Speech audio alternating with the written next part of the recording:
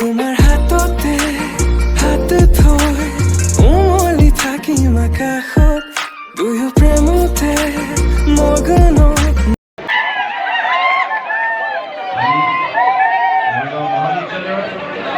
দৰ্শন বিভাগৰ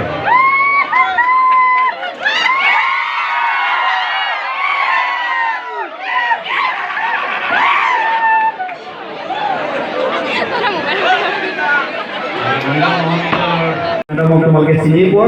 আৰু লগতে ৰক্তিম নাথ আমাৰ কলেজৰে তেওঁ এক্স ষ্টুডেণ্ট হয় গতিকে তোমালোকক মই পুনৰ আহ্বান জনাইছোঁ হাত তালিৰে তেখেতসকলক তেতিয়া মোক ডক্টৰজনে কৈছিলে কেতিয়াও টেনশ্যন নলবি যি ভাল লাগে কৰিবি ভাল লাগিল ভাস্কৰ বৰুৱাক বিয়া পাতি থৈ দিলোঁ এতিয়া টেনশ্যন হ'লে ষ্ট্ৰেছ হ'লে কোনোবাই ট্ৰল কৰিলে ভাস্কৰ কচোৱা নাই এনেকৈ লিখিছে জানা বুঢ়ী ছাল ফুটুৰা কৰা বুলি লিখিছে সি কৈছে বাদ দিয়াহে সি দেখিছে নেকি তোমাক ওচৰৰ পৰা নাই দেখা নহয় মই দেখিছোঁ নহয় তুমি পৃথিৱীৰ আটাইতকৈ ধুনীয়া মানুহজন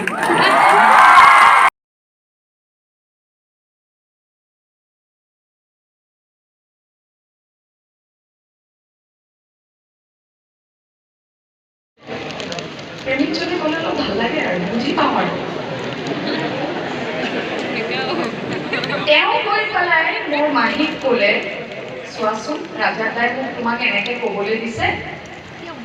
কিন্তু আমাৰ বোলে বাচ্ছা নহ'বহে তোমাৰ অভাৰীকেইটা ৰিমুভ নকৰিলে